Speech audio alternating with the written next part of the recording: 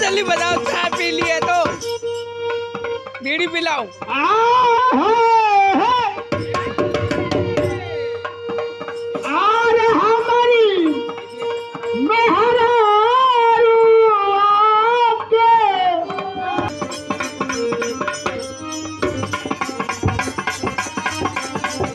जल्दी बताओ, चाय पी लिए तो बीड़ी पिलाओ।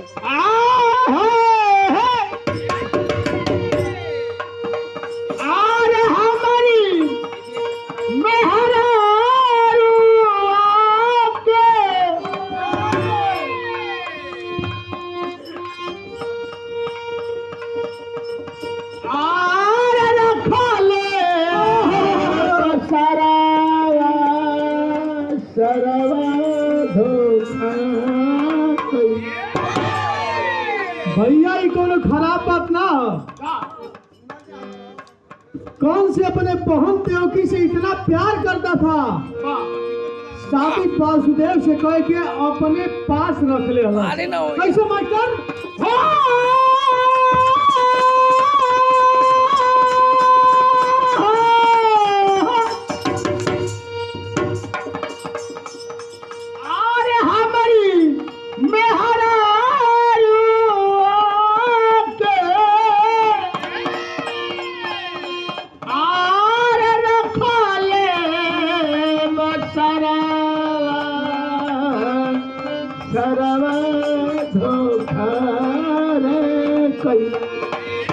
अरे कहिया ले, अरे कहिया ले, अरे कहिया ले बिगाड़ी।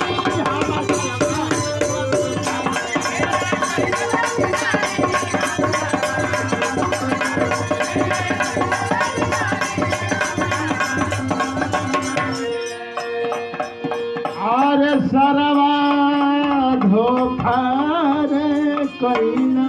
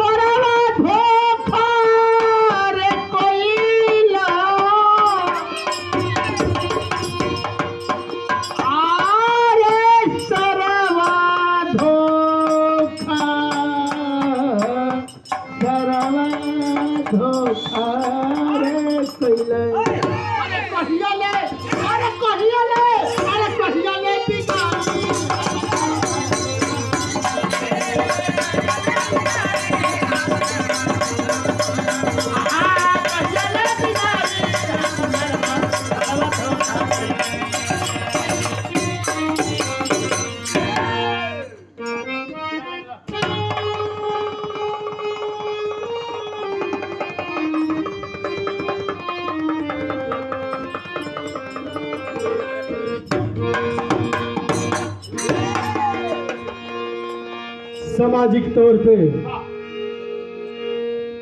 एक कांड आवा देख लिया बा, देख लिया बा, बीड़ी गांजा पी रहा बा।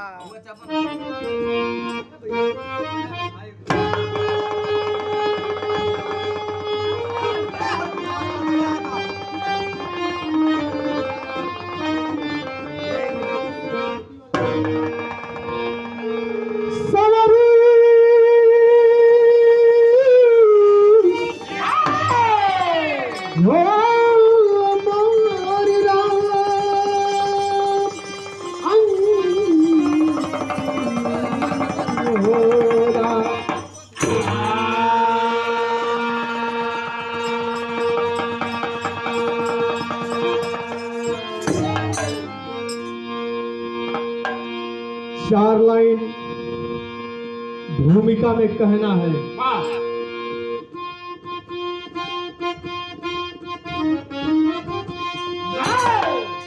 कैसे छोड़ेगा अपनी शीतलता शशि, आंसुधारा प्रवाहित हुई प्रीत की, झूमती मेदनी पुष्प खुशबू बिखेरे, कोई जाना नहीं आए समय नीत की, कली कोशिका में बनी कंचना, सर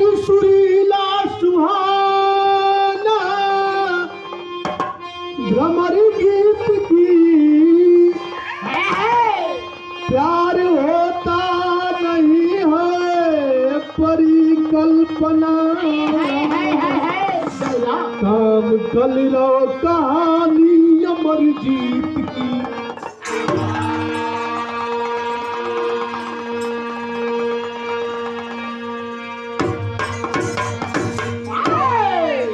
प्यार होता नहीं है परिकल्पना काम कलरव कहानी अमरजीत की। एक लाइन गजल का टुकड़ा लग गई।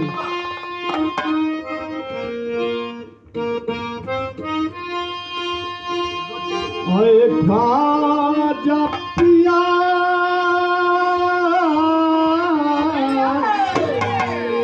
अरे ख्वाजा पिया मुझको बुला ले मदीना।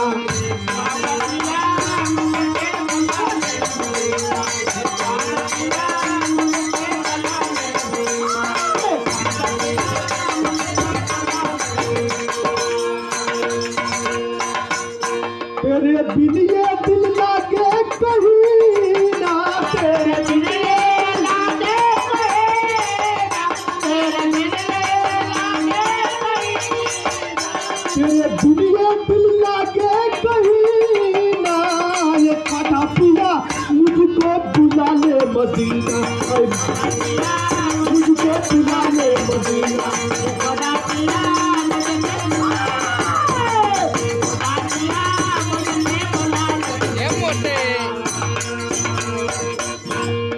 लेकिन ये मेरे भाई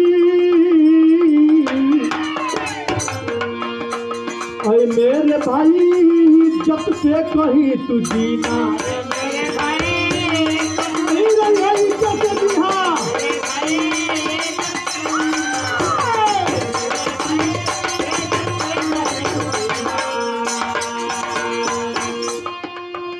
कर्म जीवन है जग में यही ना, कर्म जीवन है जग में यही,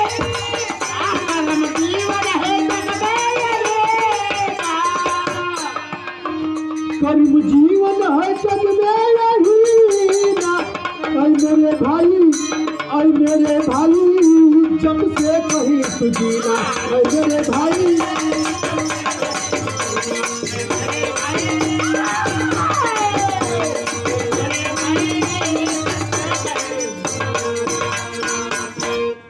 यही से कहानी का शुरुआत हो गई। नजम में भाव कहानी कहाँ का बात कैसन बा आप लोग के एकदम साफ साफ शीशा की तरह झलक जाई। अब बिरहा में लास्ट जाते जाते आंख से आंसू छलछला जाएंगे। नजम में कहना बा कैसे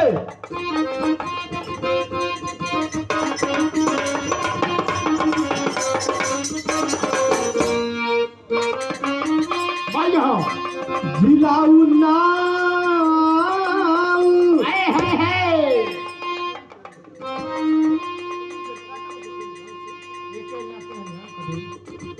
जिलाऊ नाव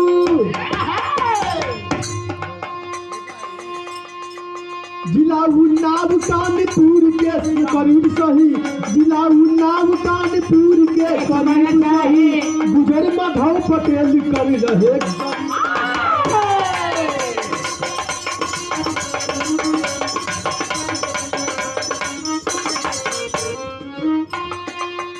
दुकान पान की परिवार की सहारा थी, दुकान पान की परिवार की सहारा थी, दुल्हन माधव साथी सती नारी तारा थी।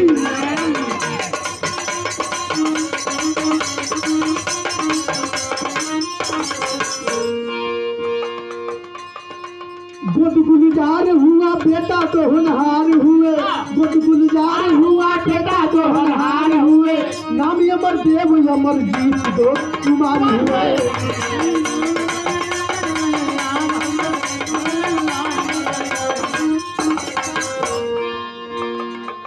अनुज अमरजीत पीसीएस की तैयारी में, अनुज अमरजीत पीसीएस की तैयारी में, छोड़े पढ़ाई अमरदेव जी लाचारी में, छोड़े पढ़ाई अमरदेव के लाचारी में, छोड़े पढ़ाई अमरदेव के लाचारी में। उन्नाव के रहने वाले माधव पटेल बड़ा गरीबी में समय कटत था। उनके धर्म पत्नी का नाम तारा के साथ में जिंदगी बीतत है। कुछ समय बीतल, 2 ठे बेटा पैदा भइलन। बड़का बेटा का नाम अमरदेव, छोटे लड़के का नाम अमरजीत। बड़ी अच्छी खासी परिवार चलत है। धीरे धीरे लड़कवा बड़ होखे लगलन, लेकिन ऐसा गरीबी में समय कटत है कि लड़का धीरे धीरे बड़ हो गइलन। पैसा ना रहला की वजह से अमरदेव पढ़ाई छोड़ दिलन। छोटका लड़का 8वीं पास किया, हाई स्कूल पास किया और इंटर पास किया। उसके बाद पीसीएस में तैयारी करने लगा। पीसीएस का तैयारी वही कानपुर में करत था। कानपुर में करत था। वही समय दरवाजे पर बाबूजी बैठ के खाना खात रहो। वही बीच में फोन कैलस तो भैल का मास्टर एक लाइन गीत गई।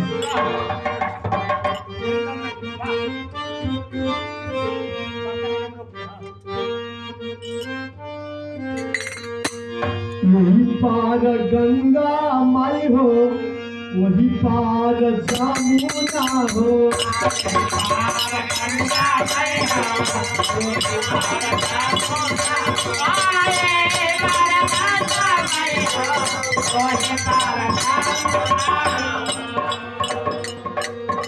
यही पार गंगा माई हो, वही पार जमुना हो।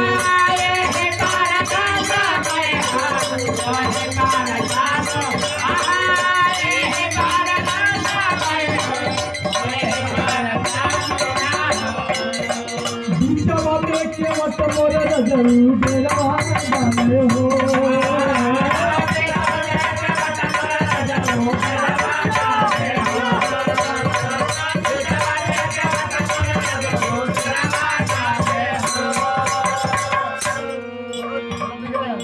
लेकिन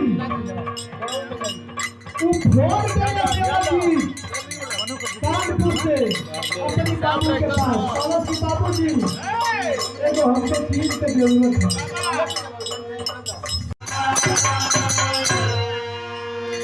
बड़का बेटा आइल, पूछे लगल कि बाबूजी काहे रोवत हुआ। कौन बेटा है कि अपने बाप के आंख में आंसू देख के और ना कह दे कि ए बाबू काहे रोवत हुआ।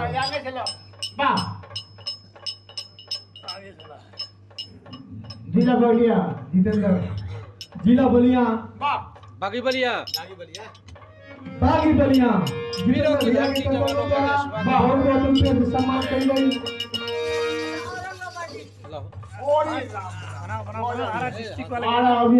औरंगाबाद की माटी से हमारे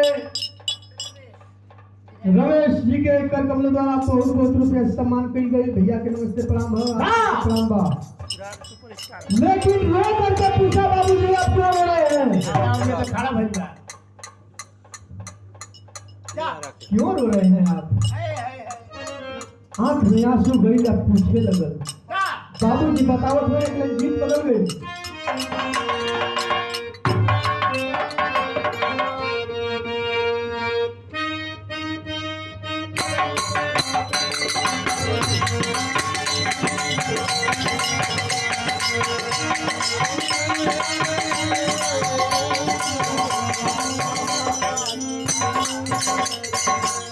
गीत से बढ़िया भाव में कहना बा। अरे कहे अमर देव जानी, अरे कर तू रुदनाए बाबू।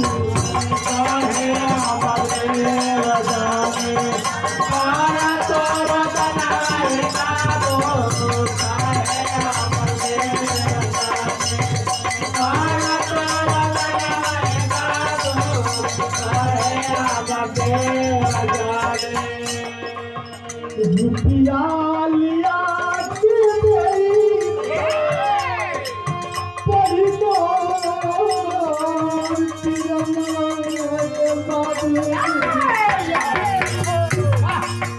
तो हे अमर देव जानी, तू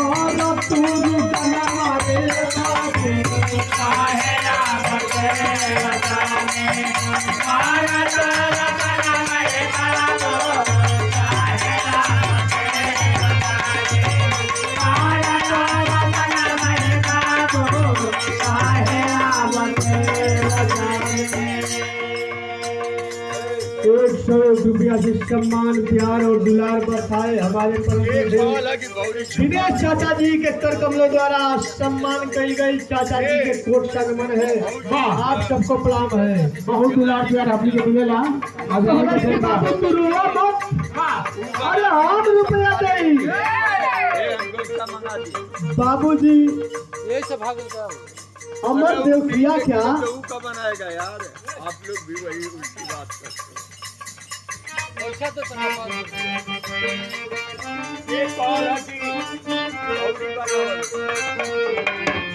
अमर देव छोड़ दिहले रात में पखारिया।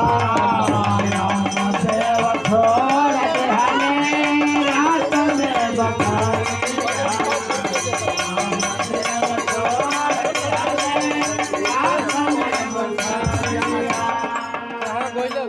गईल नरसिंह हो मकाना पूरा के सहरिया काना पूरी के सहारिया। गईल हो मकाना पूरा के सहारिया काना पूरा के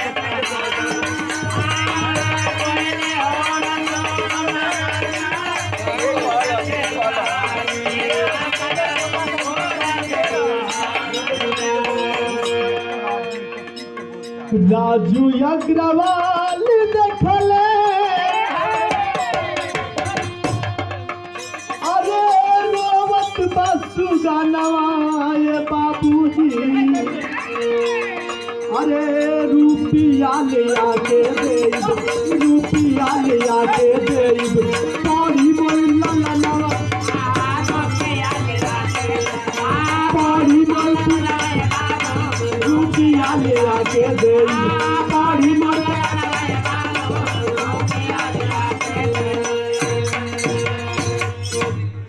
नर्सिंग होम कानपुर में गया, गेट पे रो रहा था। डॉक्टर राजू अग्रवाल जी देखते हैं, कलन की बेटा क्यों रो रहे हो? सारी कहानी को बताता है। डॉक्टर साहब समझ गए, लगता है कि समय का मारा हुआ है। ले गए, प्रमाण मिला। 1,10,000 रुपया में अपना किडनी को बेच देता है। 1,10,000 रुपया में किडनी बेचने के बाद 8 दिन के बाद डिस्चार्ज होके घरे आइल तो ओकरे धर्म पत्नी आरती का बच्चा पैदा होके वाला रहा। बच्चा पैदा भइल है, अपन दुख दर्द भुला गइलू, भुला के आ खुशी में झूम उठल। तो यह भइल का मास्टर गीत लग गई। बहुत लगे 5 किलो आटा लगी आटा खाली थोड़ी के भागल बा। सुतला मोरलिए रामा, अरे सैया संग आंगना ओसियाना के सरवागे, ओसियाना के सरबरी भीगेला बदनवा ओसियाना के सरबरी।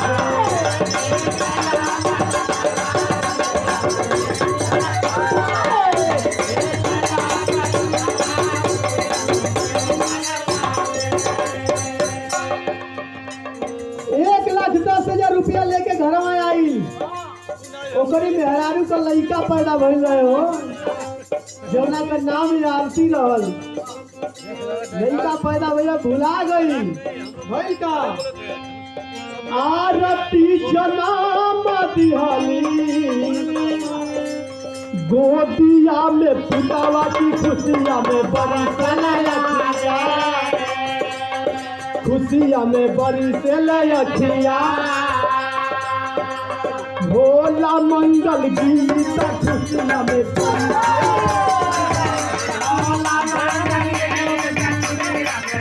मंगल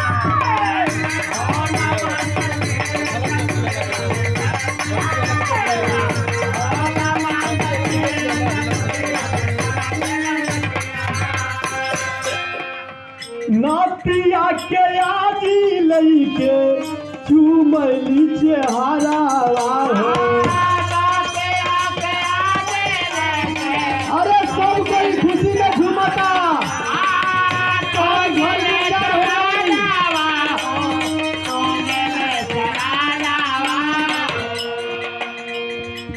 फोनवा पर आइल तबले भाई के खबारा, भाई के खबारा हो, भाई के खबारा, भाई के खबारा हो, भाई के खबारा।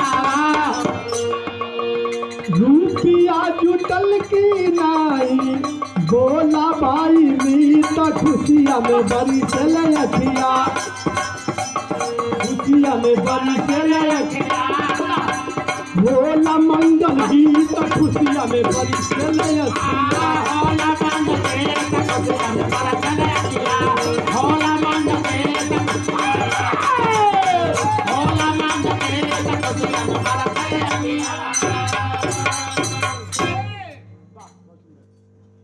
फोन आइल कि भैया पैसा जुटल कि नाही? कहलन कि पैसा तो जुट गइल बा भाई, लेकिन तोर भतीजा भइल बा।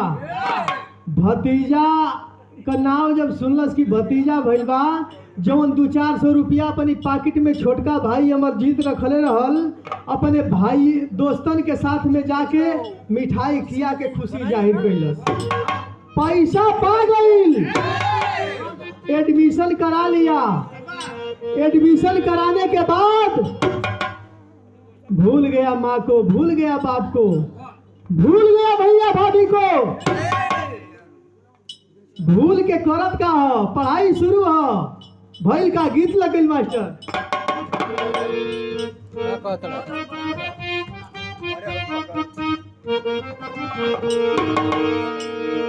गीत हुए बा कोनो मंचला किस्म का लड़का रहल, कोनो लड़की के देख के टोन मारत था। कहलस कि चले लूटा हरिया तो नदी की चलैया हिलो मारे, हिलो मारे सारी भैया ए गोरी हिलो मारे।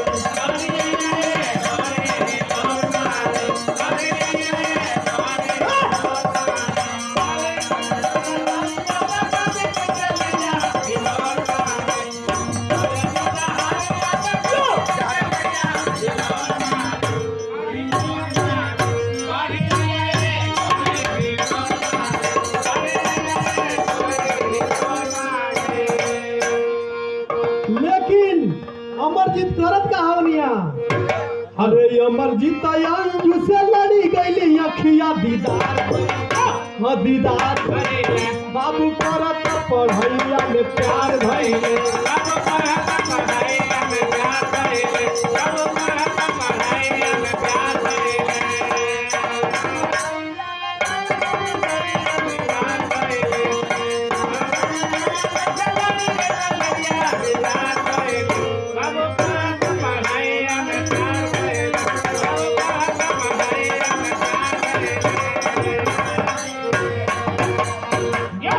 मकान मालकिन का अंजू कुमरिया,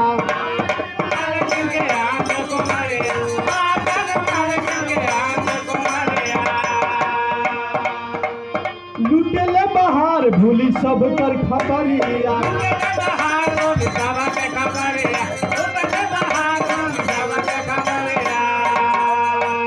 माई के भुलाई कैले शादी के विचार हो दीदार भइले, हो प्यार भइले बाबू करत पढ़ैया में प्यार भइले।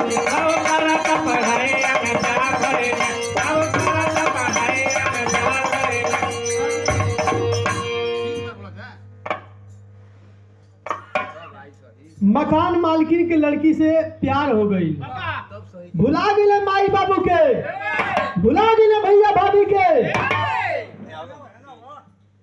कैलन का समय एक समान नहीं रहता है, समय परिवर्तन होता है। टेरी में कहना है मास्टर।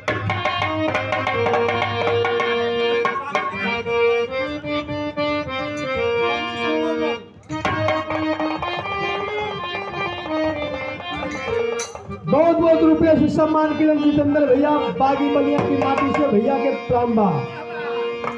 अरे मोरे राम हाय हाय हाय, अरे मोरे राम जहाँ रवा कैला जीवनी बबुआ तहिया कुल कुटुंब के भूल गईला या तारवा रे या तारवा रे या तारा।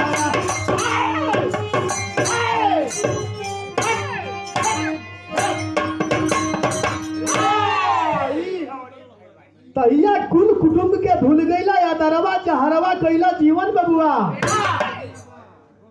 वीडियो का फॉर्म अप्लाई किया था, वीडियो का फॉर्म अप्लाई किया था और पहुंचा है टेस्ट देने के लिए। जब पहुंचा तो अधिकारी ने मांग किया, क्या किया विदेशिया में कहना बा।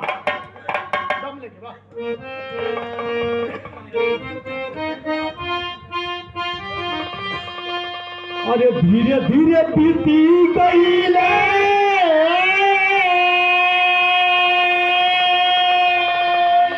3 साल के समैया हो,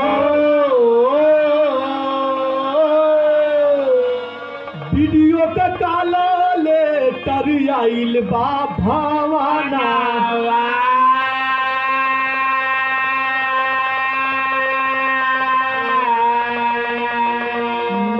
अधिकारी किया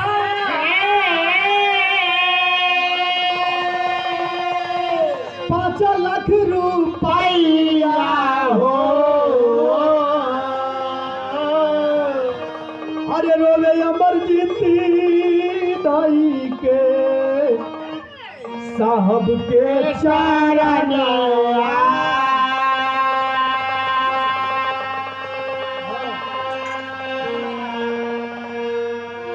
माने अधिकारी नहीं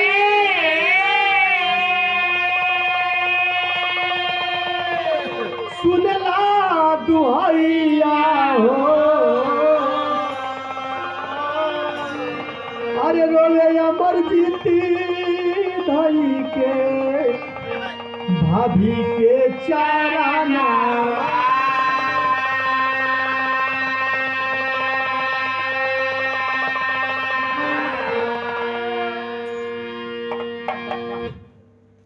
मांगे अधिकारी किया 5 लाख रुपया दोगे तो तुम्हें नौकरी मिल जाएगी। कहलस की हे सरकार बहुत गरीब आदमी है, बहुत गरीब आदमी है, 5 लाख रुपया कहाँ से दे। अधिकारी मना कर दिया अगर 5 लाख नहीं देते हो तो तुम्हें नौकरी नहीं मिलेगी। घरे भाग के आइल भाभी का चरण पकड़ के रोवे लगल। कहलस की भाभी अगर 5 लाख रुपया हमन कर रही नौकरी मिल जाई, कुल दुख दूर हो जाएगी। आंख में आंसू भर के रो रहा है। भाभी अपने भाई देवर का कलाई पकड़ करके और अपने पति देव के पास में पहुंचती है। कहलिन का मास्टर एक गीत लग गई।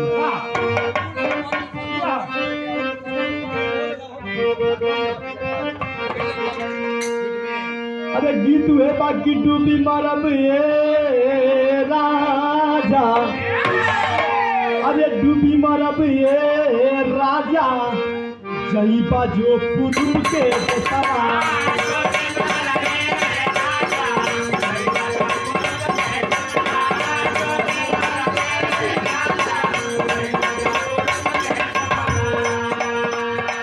वही पूर्व के सावा में बस बंगलिया रामा।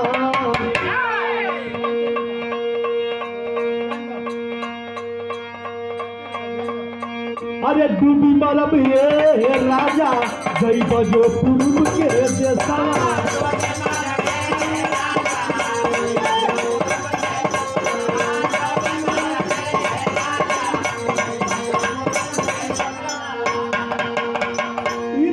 आनंद बदे रहा लेकिन विराह में भाव बा। कहलस भौजैया अपने पति देव से कि अरे भाई तोहर मोर लाल।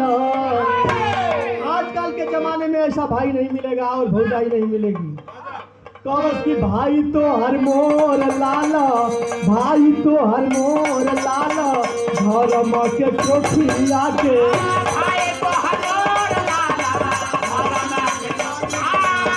भाई तो हजूर लाला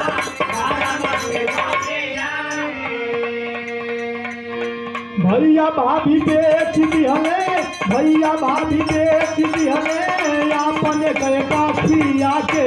भाई तो हर मोर लाल, भाई तो हर मोर लाल, धर्म के कोठिया के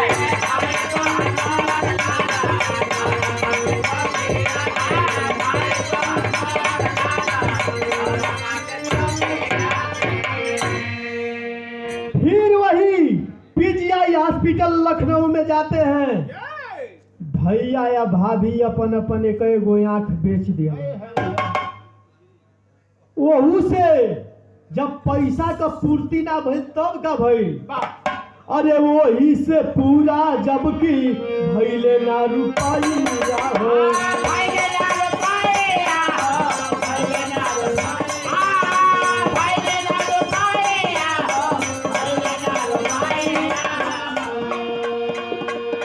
मेहरी का किडनी बेचे अमर देवा भैया हो।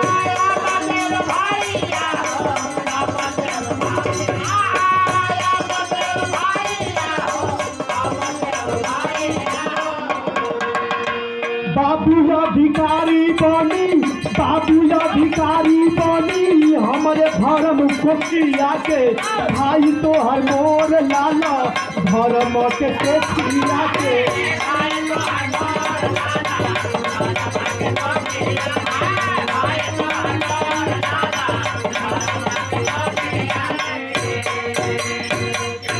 धीरे धीरे 3 साल का समय बीतल।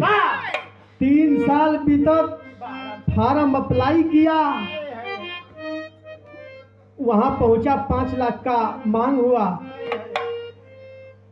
अधिकारी से दुहाई लगाया लेकिन अधिकारी नहीं सुना।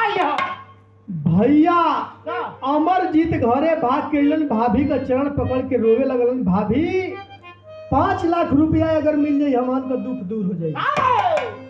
भैया भाभी इतनी बात सुन के पीजीआई हॉस्पिटल में जा करके अपना एक एक आंख को बेचते हैं। पैसा का पूर्ति ना भयल। बड़का भैया तो एगो किडनी अपन बेच देले रहलन, अब कोनो चारा काम ना करत हो। लेकिन प्रमाण मिला कि भाभी अपनी किडनी को बेच देती है। किडनी बेच करके पैसा दे दी, वो अधिकारी बन गया। अधिकारी बनने के बाद भूल गया माँ को, भूल गया बाप को। अपना जा करके अंजू से शादी कर लिया। अंजू से शादी करने के बाद लव मैरिज कर लिया, एकदम लव मैरिज करके मलाई काटा था। भैया भाभी से बात करे, छोटका लड़का के ले जाके अपने भतीजा के अपने पास में पढ़ावे।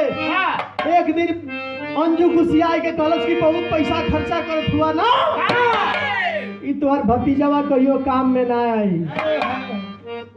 वहू के ही समझ में आयल कि आज पढ़ावत लिखावत तनी, काल कोनो डॉक्टर फाक्टर बन गई चाहे इंजीनियर बन गई तो सही में ही हमारे काम में ना आई। वो लड़का का बाह पकड़लस, लिया के घरे पहुंचौलस। घरे पहुंचा के पूरा घर द्वार बंटवारा की बात किया। जौन घर बनवले रहे वो घर बनवावल अपन लेके ताला मार देलस।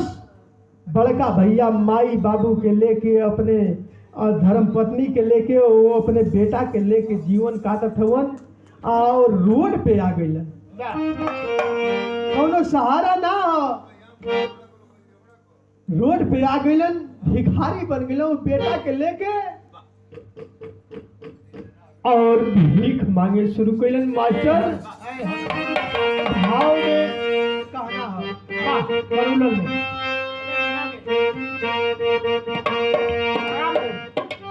अरे बन के भिखारिया, बन के भिखारिया, अरे बन के भिखारिया ये बाबूजी अरे भैया मांगे रे भिखिया बन के भिखारिया बन के भिखारिया बन के भिखारिया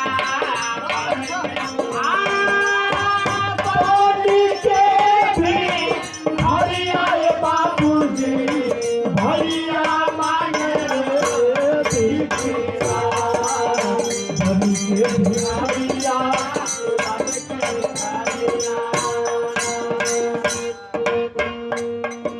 कहीं आँख से देखत हुआ अपने बेटा का कलाई पकड़ के इनकी दरवाजे उनके दरवाजे पे जाए भैया एक रोटी दे दा हमारे बचवा में खायल हो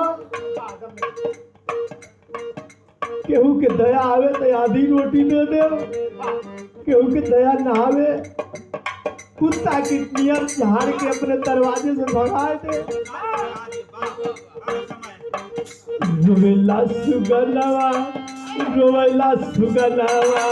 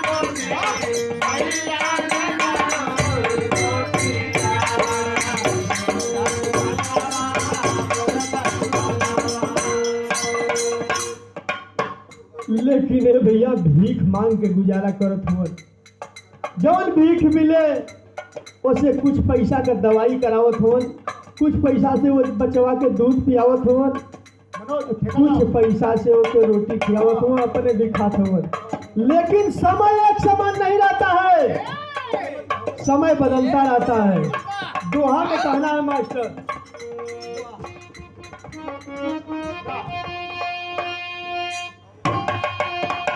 अरे अंजू समझ न पाई कुल कुटुंब को अरे निकल गई बदकार समय चक्र का चक्र चला लड़ी अमर की कार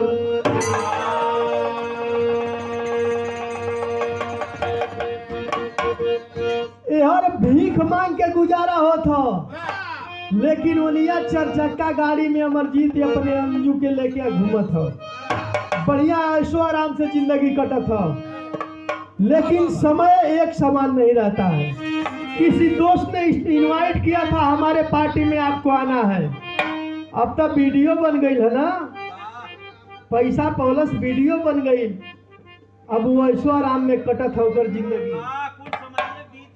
लेकिन समय का मार भइल जात रहल अपने दोस्त के यहाँ पार्टी में ट्रक से धक्का लगा और आगे का शीशा टूट करके छाती में चुभ गया और स्थानीय लोगों ने उठा करके और हॉस्पिटल में एडमिट कराए सुबह पेपर पत्रिका में अलाउड हो गया कि अमरजीत वीडियो साहब का एक्सीडेंट हो गया उसके वजह से हॉस्पिटल में भर्ती है ई बतिया बड़का भैया भीख मांगत रहलन रोड पर चौराहे पर चट्टी पर तब सुनना कि हमार छोट भाई अमरजीत का एक्सीडेंट हो गई तब भाई का मास्टर अल्लाह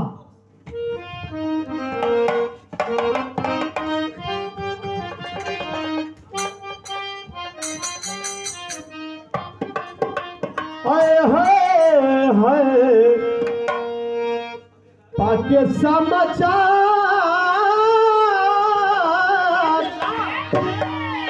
समाचार पहुँचे, अरे भैया औरी भाभी भैया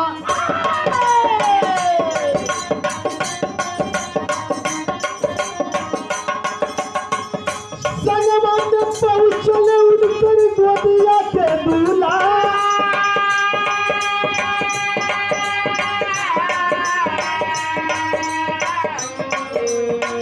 बुढ़िया मतारी पहुँची वही अस्पतालवा बाबू।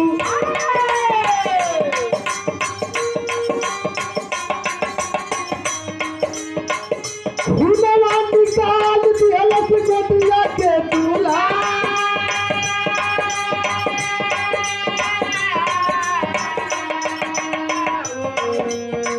भूखिया मनात देखले लाल डॉक्टर साहब भैया।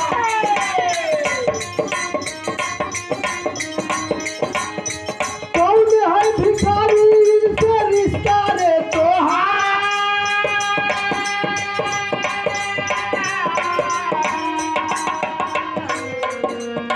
सोगरी हवाली या बाता रोई रोई बाबू।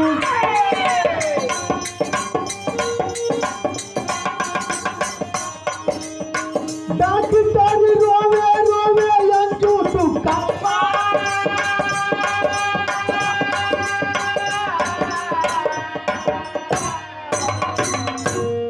अस्पताल में पहुंचे, डॉक्टर साहब ने ये कहा कि ब्लड की जरूरत है, अगर ब्लड नहीं मिलता है तो इनके जान को खतरा है।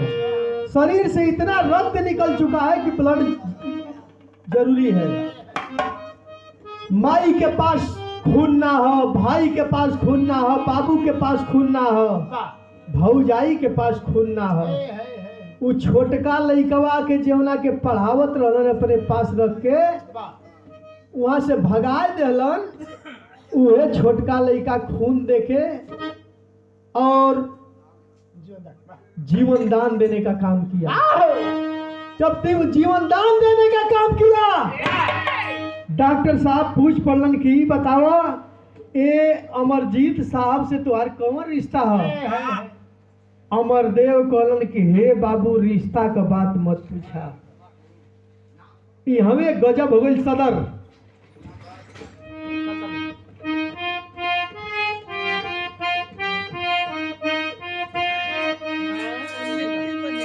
अरे इनके पढ़ाई खातिर की डरी बेची दिहाली।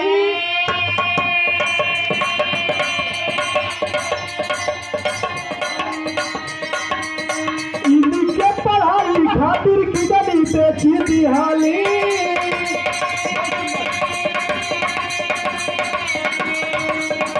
मेहारी कसी जानी दूटे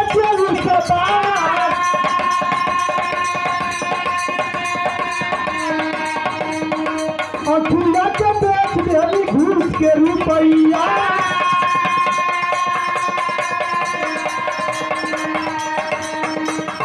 खुला निकाल देलस गोदिया के दूल्हा।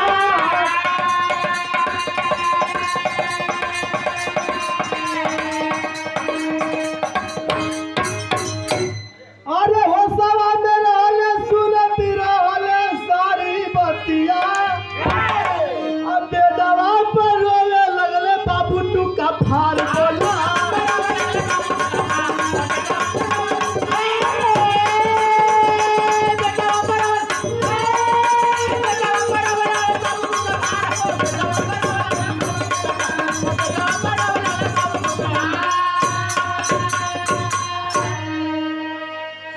सरकार रिश्ता का बात पूछत हुआ, रिश्ता में हमारे भाई लगेला नहीं।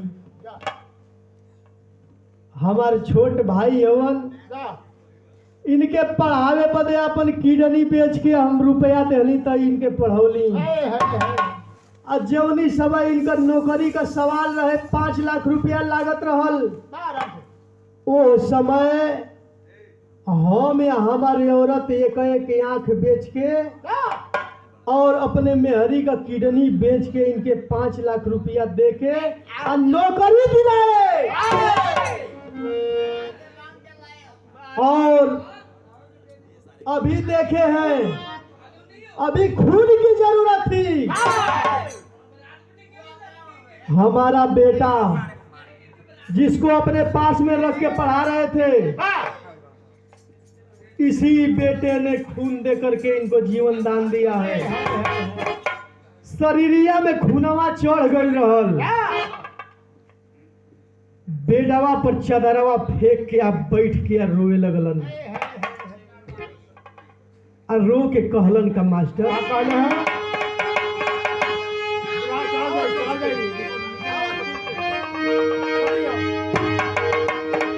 अरे रोवे अमर जीता,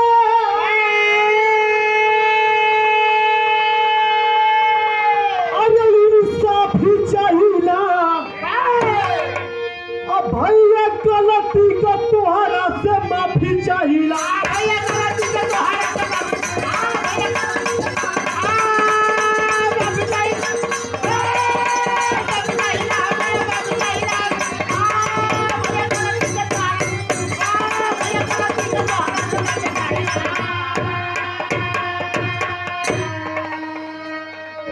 माफ कर दो भैया। कहलन कि अरे पगला तो के हम माफ कर दी रे। अरे तो तोरे खातिर हम अपन जिंदगी जब ये दाव पर लगा देली, तो तू आज सुधर के हमारे विचार में विचार मिलावल चाहत हुए हमार भाई, तो के माफ बा। तब मिलल परिवार, खिलल खुशी फुलवरिया, अब दोनों लोग रहे लगले ये वही बखरिया।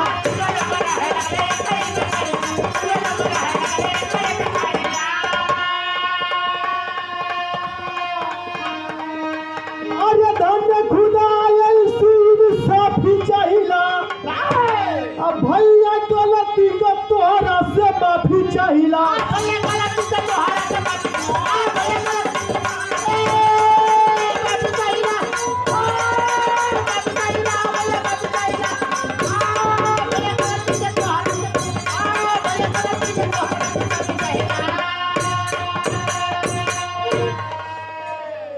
आज भी प्रमाण मिलता है, एक ही छत के नीचे वो पूरा परिवार जीवन यापन कर रहा है। गुरु बिहारी गुरु रामलाल मरबा का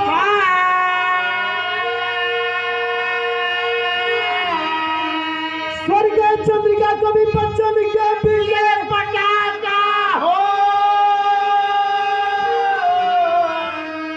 जहरवा कैला जीवन बबुआ, धर्मेंद्र शंभुनाथ के पावैले यादरवा। जहरवा कैला जीवन बबुआ,